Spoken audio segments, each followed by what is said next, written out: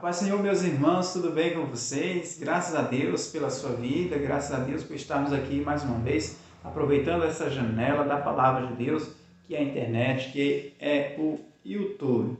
Antes de nós começarmos a aula, eu quero fazer uma breve oração com você, por você e pela Igreja do Senhor. Senhor Deus, eu te louvo, eu te agradeço por essa oportunidade, Pai, de estar aqui com meu irmão, com minha irmã. Senhor Jesus, eu não sei como ele está, como ela está, mas eu quero apresentar a Ti, Senhor, a vida dessa Tua filha, desse Teu filho. Peço a Ti que o Senhor dê-lhes entendimento, sabedoria e autoridade, Senhor, para vencer, para ensinar a Tua palavra, Senhor.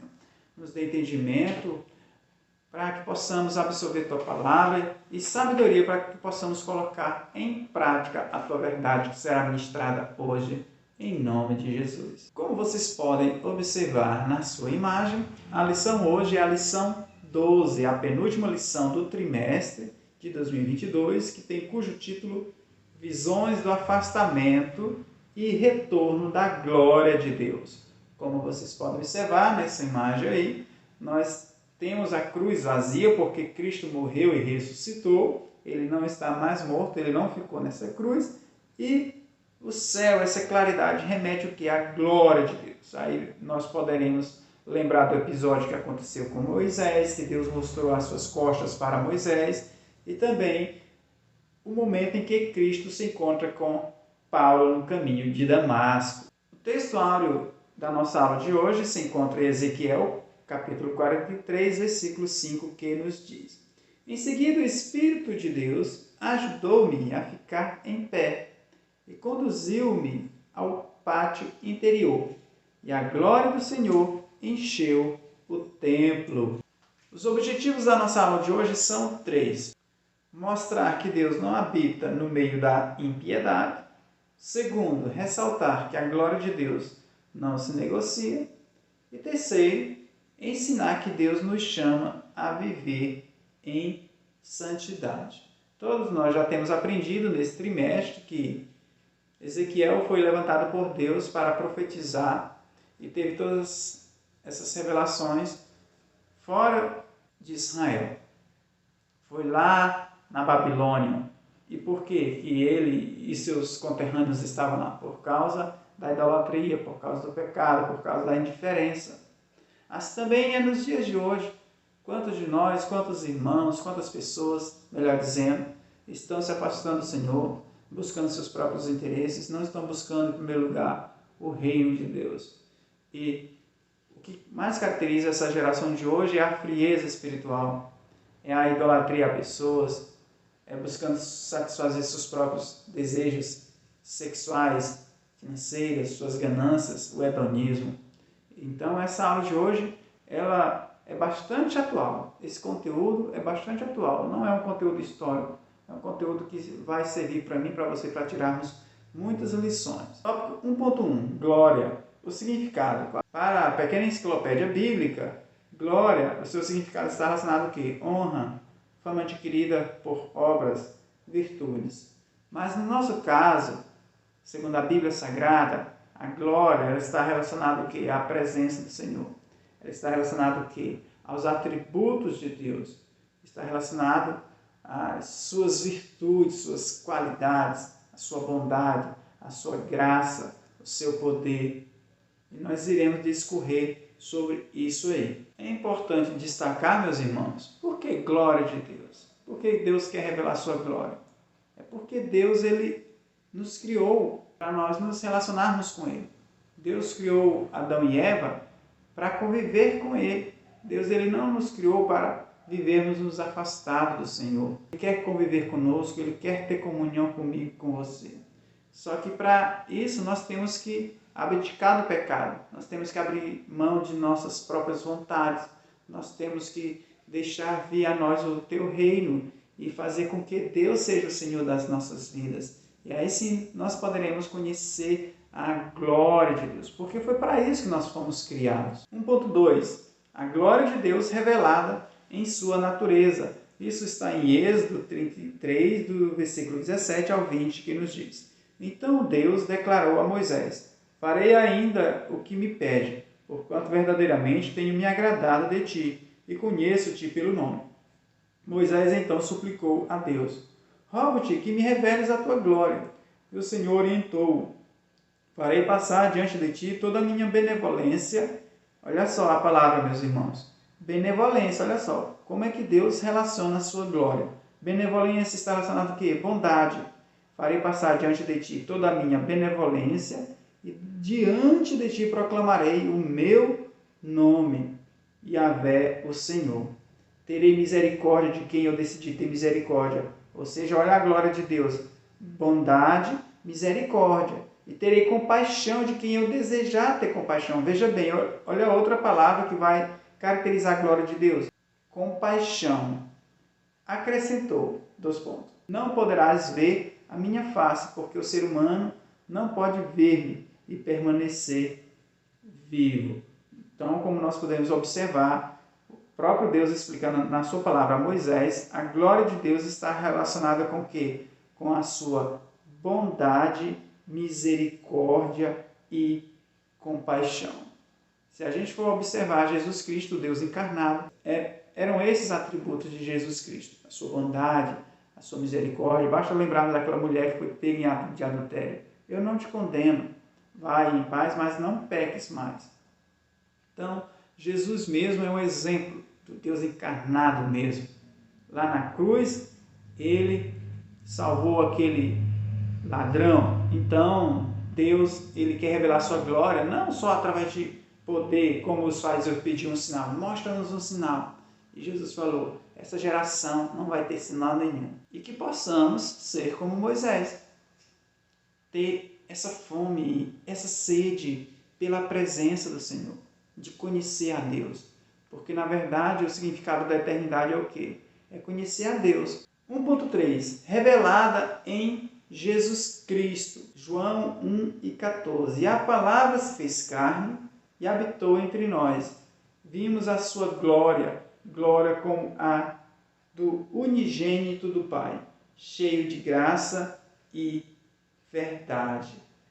Glória a Deus. Jesus Cristo é o próprio Deus. Ele veio para os seus e os seus não receberam. Jesus é o próprio Deus. Ele é um ser incriado. Ele é eterno. No princípio era o Verbo, e o Verbo estava com Deus, e o Verbo era Deus. E ele habitou entre nós, como fala lá em João, capítulo 1. Então, Jesus Cristo é o próprio Deus. Agora é a glória de Deus propriamente encarnada mesmo. Só que Deus, esse Deus eterno, agora se torna ser humano, passa a também ser natural, porque Deus é um ser sobrenatural. Um ser eterno agora passou a ser finito, mas até por pouco tempo, porque depois que morreu, ele ressuscitou para ficar à destra do Pai eternamente. E também, Jesus também, ele, com tudo isso, ele não perdeu seus atributos de Deus.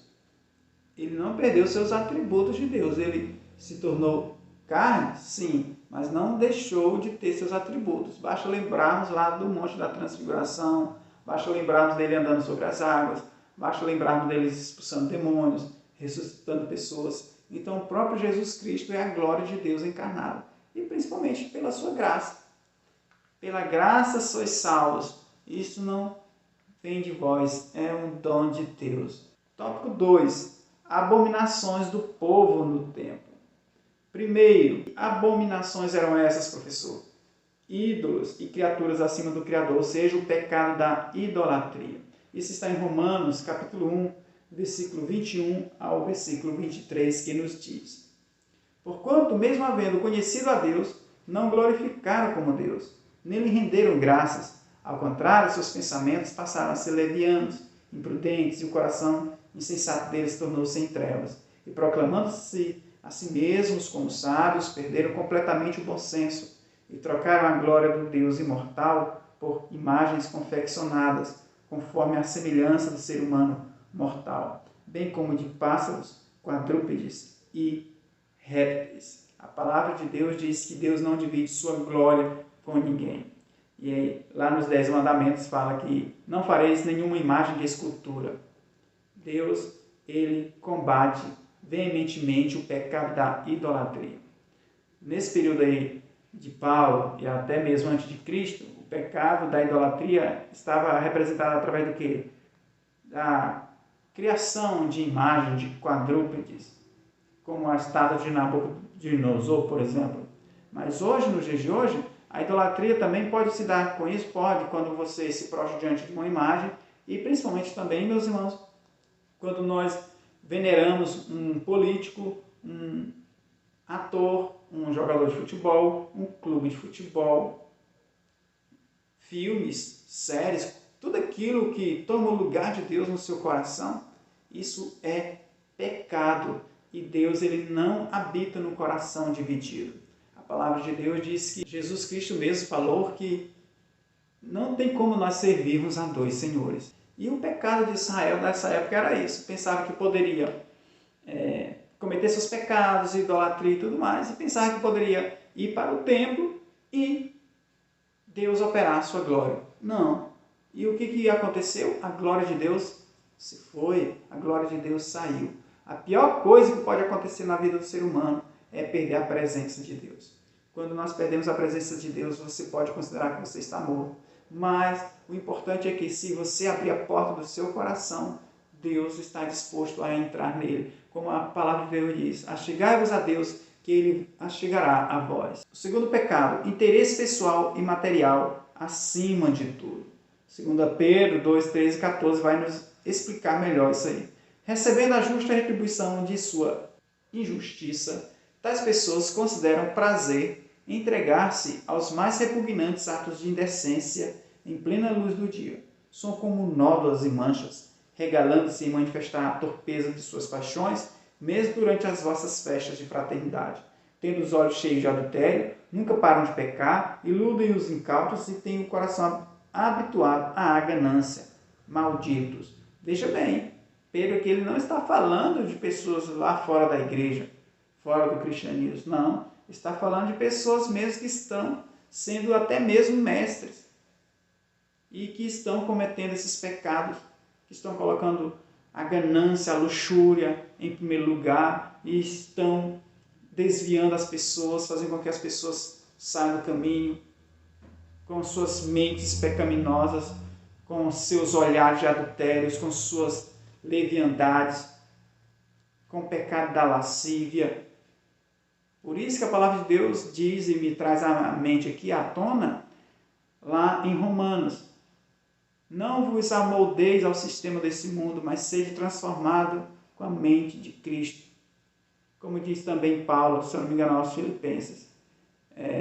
Tudo que é bom, tudo que é agradável, tudo que é do alto, tudo que exalte a Deus, nisso pensai.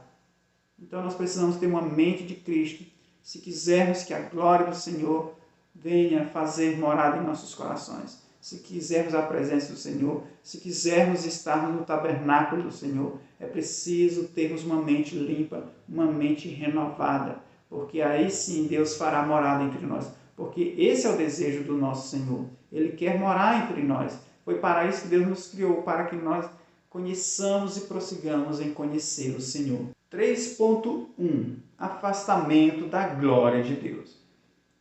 Isaías 59, versículo 1, versículo 2. Não, o braço forte de Yahvé, ou seja, Deus, não está encolhido que não possa alcançar-nos com a salvação. Nem o seu ouvido está tampado que não possa ouvir. No entanto, são as vossas maldades que fazem separação entre vós e o vosso Deus. Os vossos pecados nublaram e esconderam de vós a face do Senhor, e por isso ele não lhes dará ouvidos. São essas as consequências do pecado. Faz o quê? Enquanto nós estamos aqui em comunhão com Deus, vivendo em obediência à palavra de Deus, Deus está aqui perto de nós. Mas no momento que nós pecamos, nós nos afastamos de Deus. Não é Deus que se afasta de nós, é nós que nos afastamos de Deus. Então, o pecado, ele é uma coisa maligna. O pecado, ele nos afasta. Foi por isso que Adão e Eva foram expulsos do jardim. E lá no céu não entra pecado, porque Deus é santo Importa que sejamos santos. Sede santo porque eu sou santo. E a palavra de Deus diz que santificai-vos hoje, porque amanhã Deus fará maravilha no meio de vós. Então, se nós queremos resposta de Deus, se nós queremos a presença de Deus, é importante que nós nos santifiquemos, que nós renunciemos a nós mesmos, que nós renunciemos às nossas próprias vontades e que venhamos viver mesmo como Jesus nos ensinou a orar a Deus. Aquela oração ali não é uma oração qualquer. Pai nosso que está no céu, santificado seja o teu nome. Olha só a oração como é que começa. Exaltando a Deus. Venha a nós o teu reino, ou seja, Deus nos governe. Seja feita a tua vontade. E Jesus é o melhor e maior exemplo de tudo isso. Pai, que não seja feita a minha vontade. Se possível, tire de mim esse cálice, mas que seja feita a tua vontade. Que possamos ser mini Cristo, parecer com Cristo em atitude, em caráter, abdicar de todos os nossos interesses pessoais, para que a vontade de Deus seja completa. Aí nós iremos conhecer a grandiosidade, a glória de Deus em sua graça, sua benevolência. Aleluia. 3.2. O retorno da glória de Deus.